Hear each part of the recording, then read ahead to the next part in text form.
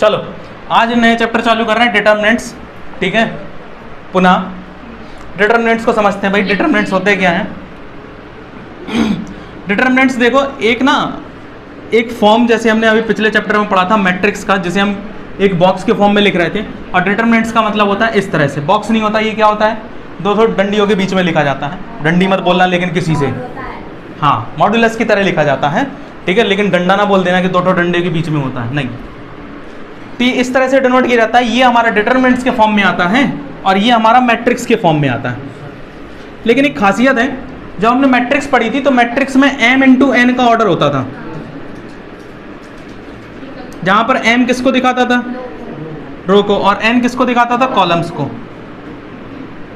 ठीक है ना, याद है? अच्छा, हमने ये भी पढ़ा था मैट्रिक्स में क्या होता था कि जो m है वो n के बराबर भी हो सकता है और m n के बराबर नहीं भी हो सकता है। मतलब m n की वैल्यू हो सकता है बराबर हो, यानी कि हो सकता है कोई मैट्रिक्स जिसका ऑर्डर 2 गुणे 2 हो, जिसका ऑर्डर 3 गुणे 3 हो सकता है किसी का ऑर्डर 3 गुणे 2 हो या 2 गुणे 3 हो, इस तरह के ऑर्डर हो सकते हैं। तो ये सभी में मैट्रिक्स पाई जाती है। लेकिन यहाँ पर जो है ना मैट्रिक्स में, डिटर्मिनेंट्स में जो ऑर्डर होना चाहिए वो एक कैसे होना चाहिए, सेम होना चाहिए, यानी कि m इंटू एम का। मान लो ये लिखा है 3 गुणे 3 की डिटर्मिनेंट, m इंटू n लिख दिया है तो m बराबर n है, लो ठीक है।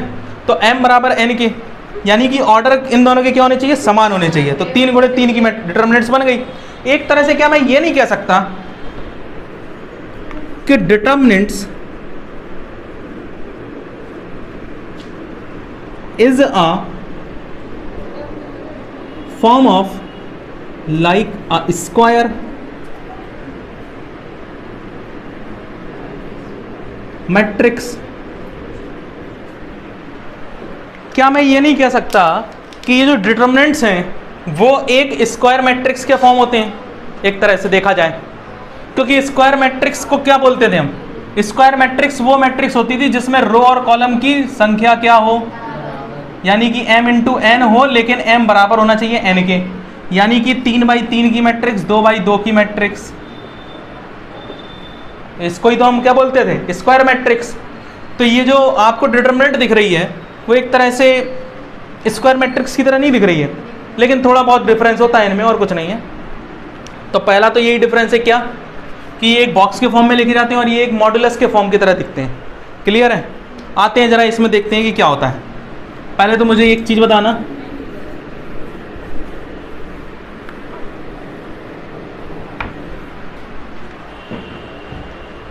देखो जो डिटर्मिनेंट्स है ना हमारे, उसमें पहले ये बताओ कि ये डिटर्मिनेंट है कि नहीं है? ये डिटर्मिनेंट है कि नहीं है? क्योंकि इसमें 2/2 का ऑर्डर है कि नहीं है? तो ये एक डिटर्मिनेंट है। फिर अगला,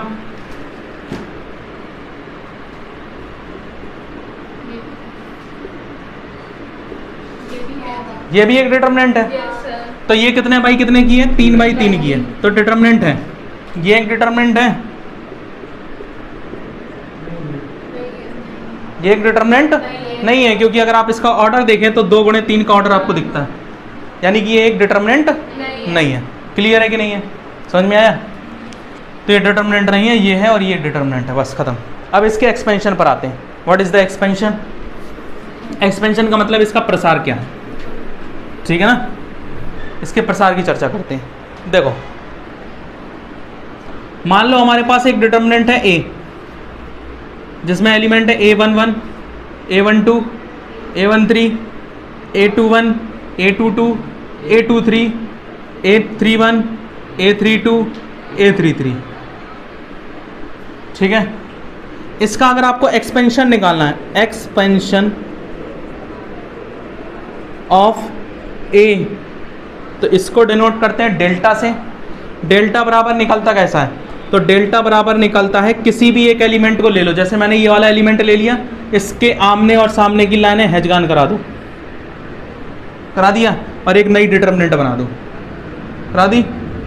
a22, a32, a23, a33, बोलो। फिर उसके बाद माइनस लगेगा, ये हो जाएगा a12।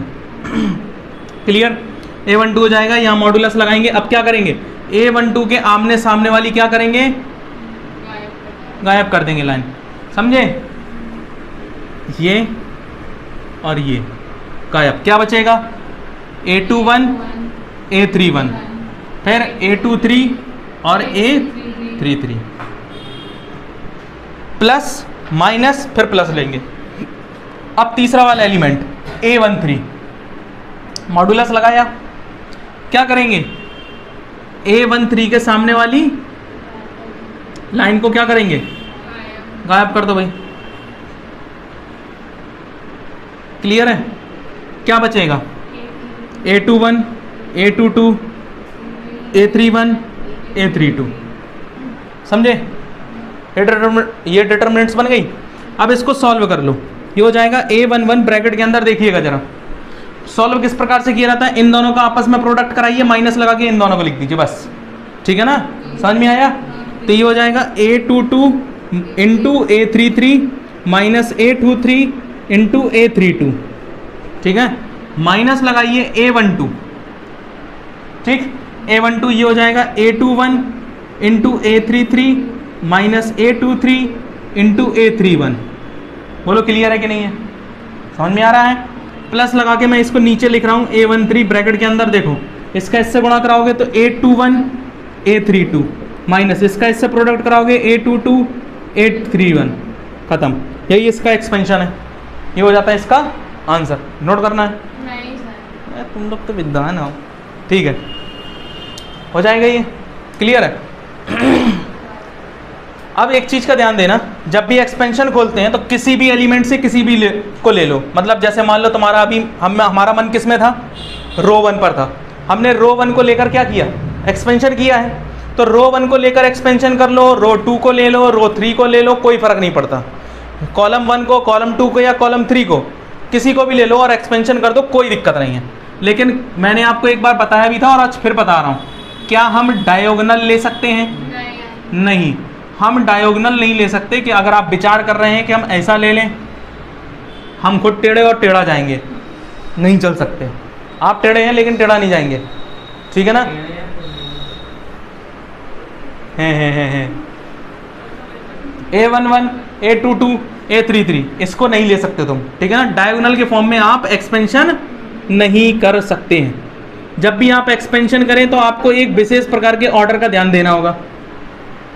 एक्सपेंशन जब भी करते हैं तो इस चीज का ध्यान देना, plus minus plus minus plus minus plus minus plus. हमने पता है कौन सी कॉलम ली थी, वो रो ली थी, ये वाली रो ली थी, यही रो ली थी ना, तो हमने इस चीज के ऑर्डर का ध्यान दिया था। हमने पहला एलिमेंट प्लस का लिया था, उसके बाद वाला एलिमेंट माइनस का लिया था, और उसके बाद वाला प्लस का लिया था।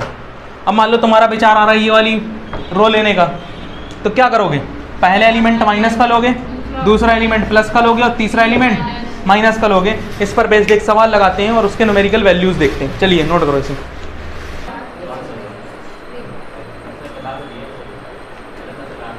तुमने कौन सा लिया था, सेकंड। देखो भाई मैं पहले बता दे रहा हूँ, ऑनलाइन वालों भी सुन लो भैया, ऐसा है कि तुम चाहे कुछ भी लो, चाहे तुम पहली कॉलम लो, दूसरी कॉलम लो, तीसरी कॉलम लो, पहला रो लो, सेकंड रो लो या थर्ड रो लो, सब में ये लो लगाकर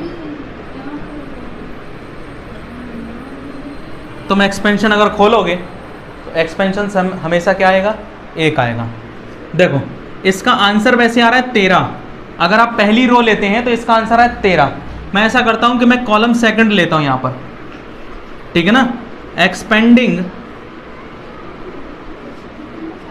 गिवन डिटर्मिनेंट्स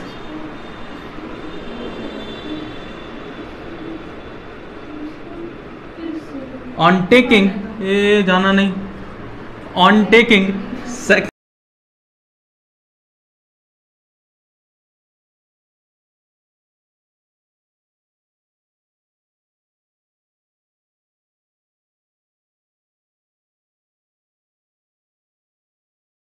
को ले रहे हैं, ध्यान से देखना, ये और ये हैजगान कर दिया। पहला एलिमेंट कैसा लेना है सेकंड में, माइनस, माइनस का 4 लगाओ भैया, क्या बचा हमारे पास, -6 8 -3 7, क्या लगाएंगे प्लस, प्लस का 2 ले लीजिए,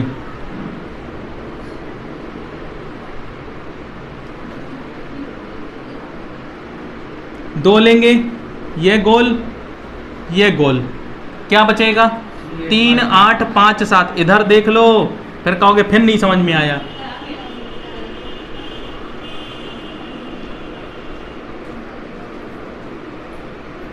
कौन सा एलिमेंट लेना है? तीसरा 1। ये लाइन गोल ये लाइन गोल, क्या बचेगा 3 - 6 और 5 - 3। ऐसे मेरे हिसाब से एक बार बना लिया करो, है ना। बना लोगे तो आंसर गलत कम निकलने के चांसेस रहते हैं, है ना। -4 ब्रैकेट के अंदर देखिए, इसका इससे गुणा कराएंगे, 7 छंग 42 माइनस, यहाँ माइनस आता है और ये माइनस का आ जाएगा, माइनस का 8 तिहाई 24, वो भी माइनस का, ध्यान से रखना, माइनस का 24। क्या कह रहे हो? सही है। 2 ब्रैकेट के अंदर देखो भैया, 7 तिहाई 21 और -8 पन 40, माइनस का 1, यहाँ पर माइनस का 9, माइनस लगाओ बीच में, माइनस का 30, 6 पंचे 30 होता है ना। क्लियर है? देखो ये हो जाएगा माइनस का 40, ब्रैकेट के अंदर देखो माइनस का 42 प्लस का 24, ये हो जाएगा प्लस, यहाँ कितना बचेगा माइनस का 19, सही हूँ ना। माइनस का 1, ये हो जाएगा माइनस का 9 प्लस का 30, डब्बा बंद। इन दोनों में माइनस करो, कंफर्म। और माइनस का 18 बचा, माइनस का 19 दूनी 38, यहाँ पर कितना बचेगा, यहाँ बचेगा प्लस का 21, चूंकि माइनस का 1 प्लस का 21 बचेगा और माइनस का 1 गुणा करेगा तो माइनस का 21, माइनस माइनस प्लस, 8 चौको 32 की 2 वहां से लगाई 3, 4 3 7, 8 और 1 9, 3 2 5, दोनों को घटा दो, 13 बच गया प्लस का। बताओ आया? आ रहा है 13 कि नहीं आ रहा है? That is the answer. Find the value of mod A for the following matrix, वो सॉरी डिटरमिनेंट्स। जी हाँ, हल्ला कर लो तुम लोग, हैं बोलने ना दो मुझे। देखो पहली मैट्रिक्स दी गई है 2 - 5 4 1। कल हम इसकी प्रॉपर्टीज कवर करेंगे, आज केवल इसको समझते हैं। cos theta sin theta minus sin theta. मैंने यहाँ पर आपके लिए 5 सवाल लिख दिए हैं। कह रहा है find the value of modulus A for the following determinants. Modulus A का मतलब, इसका मतलब ये है कि मॉडुलस A का मतलब आपको निकालना है डेल्टा, यानी कि एक्सपेंशन करना है, तो एक्सपेंशन करिए। फिर इधर देखो तुम लोग, sine theta minus sine theta और कॉस थीटा। क्या करना होता है? केवल एक्सपेंशन करना है, किसी को पकड़ सकते हैं नहीं। इसका इससे गुणा कराओ, इसका इससे गुणा कराओ, ये हो जाएगा कॉस स्क्वायर थीटा, बीच में माइनस और माइनस का साइन स्क्वायर थीटा होगा, माइनस माइनस हो जाता है प्लस, और cos square plus sine square theta की वैल्यू 1, मॉडुलस ए निकला है 1, दैट इज द आंसर। ठीक है, इधर देखो तीसरा वाला सवाल देखो जरा, पता है मुझे मैं, लेकिन तुम्हें कुछ तरीका बताना चाहता हूँ। जब तुम्हें पता है कि मैं कोई भी कॉलम ले लूँ या कोई भी रो ले लूँ, एक्सपेंशन करने में आंसर जो है वो हमेशा क्या मिलने वाला है? सेम मिलेगा। सही कह रहा हूँ कि नहीं? है ना। मैं कोई भी कॉलम लूँ कोई भी रो लूँ, उससे कोई फर्क नहीं पड़ता। तो मैं अपने काम को थोड़ा सा आसान करना चाहता हूँ। पता कैसे काम आसान होगा? देखो बहुत आसान है। मैं ऐसा कॉलम लेता हूँ या ऐसी रो लेता हूँ जहाँ पर मुझे ज़्यादा मल्टीप्लिकेशन करना ना पड़े, यानी कि एक्सपेंडेशन ना करना पड़े। देखो जरा, मैं इसको लूँगा, ये बनेगा, फिर इसमें खंचर पंचर चलाओगे, इसमें चलाओगे, उसमें चलाओगे, हटाओ। मैंने सीधे सीधे ये वाला कॉलम लिया, समझ रहे हो? तो यहाँ पहले माइनस होता है, फिर प्लस होता है, फिर माइनस होता है। माइनस 0, अंदर कुछ भी बने कोई फर्क नहीं, क्योंकि 0 हो जाएगा। प्लस 0, कुछ भी बने कोई फर्क नहीं। माइनस माइनस का 1 ले लो, इसको लो, इसको लो, बनेगी क्या मैट्रिक्स? 3 3 -1 -5, खत्म।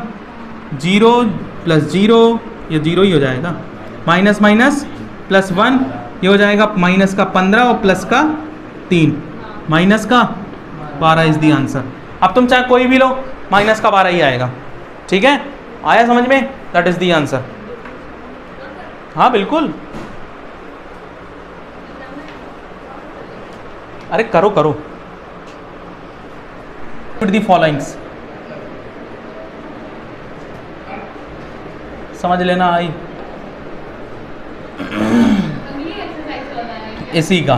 देखो जरा एक कुछ सवाल मैं बोल रहा हूँ, √6, √20, √5 ग्रुप में आपके पहुँच चुके थे क्वेश्चंस, मिला लीजिए। क्वेश्चन नंबर ये शायद 12वां है, मैंने यहाँ पर पहला लिखा है।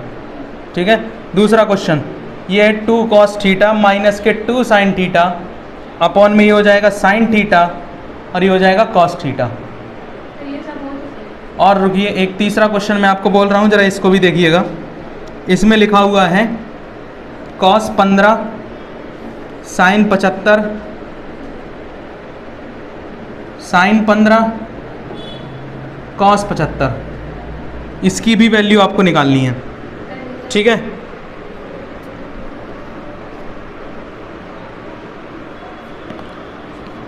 और फिर उसके बाद एक सवाल अलग से बाद में करेंगे, उसको लिख लेंगे, वही 20वां वाला।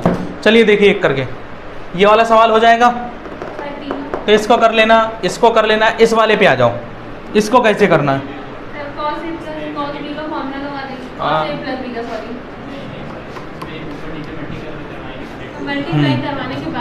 हाँ हाँ समझ गया, ठीक है सही है। देखो जरा इस सवाल को देखो, मैं इस वाले को हल करवा रहा हूँ। ठीक है, इसका इससे प्रोडक्ट, इसका इससे प्रोडक्ट, बीच में -2 दो। cos 15 गुणे cos 75 माइनस sin 15 और sin 75, cos इंटू cos भी माइनस sin इंटू sin भी, sin sorry cos a plus b 15 plus 75, 15 plus 75 90, और 90 का मान कितना होता है? 0 इज दी आंसर। खत्म, आंसर आ गया। तो नोट कर लो इसको। यहाँ पर सिंगुलर में जब आप उसकी वैल्यू निकालेंगे तो वो निकलेगी कितनी? 0 के बराबर निकलेगी। तो ये कह रहा है for what value of x the given matrix A बराबर this is a singular matrix. कह रहा है आपको ये बताना है कि x की ऐसी कौन सी वैल्यू है जिसके लिए ये सिंगुलर मैट्रिक्स क्या हो जाए, वो जिसके लिए ये एक सिंगुलर मैट्रिक्स हो। ठीक है ना, कहने का मतलब जब आप इसे सॉल्व करें तो इसकी वैल्यू आपको कितनी मिल जानी चाहिए? 0 मिल जानी चाहिए। पूरा अगर आप मॉडुलस निकालें तो आपको कितना मिलना चाहिए? वो 0 मिलना चाहिए। तो इसका मतलब मैं ये कह सकता हूं कि इस मॉडुलस की जो वैल्यू होगी वो कितने के बराबर होगी? 0 के। तो हम जरा इसकी वैल्यू निकालते हैं। जरा इसका प्रोडक्ट इससे कराओ तो ये हो जाएगा 4 ब्रैकेट के अंदर 3 - 2x - 2 ब्रैकेट के अंदर x + 1 = 0। मल्टीप्लाई कराई 3 4 12 माइनस का 4 2 8x माइनस का 2x माइनस का 2 = 0। ये हो जाएगा माइनस का 10x, ये हो जाएगा प्लस का 10 = 0। यानी कि मैं ये कह सकता हूँ कि 10x बराबर 10 और x बराबर 1। x की इस वैल्यू के लिए ये पूरी मैट्रिक्स क्या हो जाएगी? वो सिंगुलर मैट्रिक्स हो जाएगी। समझ में आया? ये आंसर। और फिर आप मॉडुलस भी निकालेंगे ना तो देख लीजिएगा मॉडुलस 0 आ जाएगा। जब आप मॉडुलस इसकी वैल्यू रखकर या मैट्रिक्स निकालेंगे ना तो देखो मैट्रिक्स ये बनेगी 1 2 2 4। देखो आ गया 4 - 4 0। ये हो गया आंसर, खत्म। इसके हम नेक्स्ट टाइप के सवाल जो हैं वो कल करेंगे थोड़े से। मैं इसकी एक्सरसाइज भेज दे रहा हूँ 6A RS की बुक से। मैंने 6A आप लोगों को ग्रुप में भेज दे रहा हूँ, तो आप लोग लगा लीजिएगा। 6A कंप्लीट कर लाओ और इसमें जो भी सवाल नहीं आता मुझसे पूछ लो। कल जो सवाल नहीं आएंगे उनको इससे कंप्लीट कर लेंगे। ठीक है, ये लो।